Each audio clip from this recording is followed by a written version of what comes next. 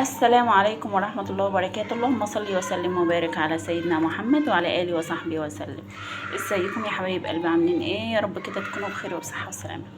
النهاردة طبعا هنعمل مع بعضينا طريقة السمك البلطي. زي ما انتم شايفين كده معايا 2 كيلو سمك انا اللي منضفاه في البيت. تمام اهو. ده طبعا مش بلطي، انا بصراحة مش عارفة السمكتين انا جبتهم يعني، بس انا مش عارفه اسمه يعني.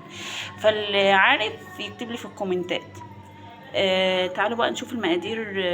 معايا قرنين شطه، معايا كام حبايه ليمون كده.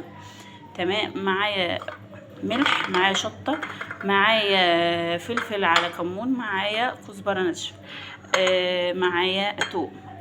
هضرب كل المكونات دي في الخلاط وهوريكم بقى هنحشيه ازاي.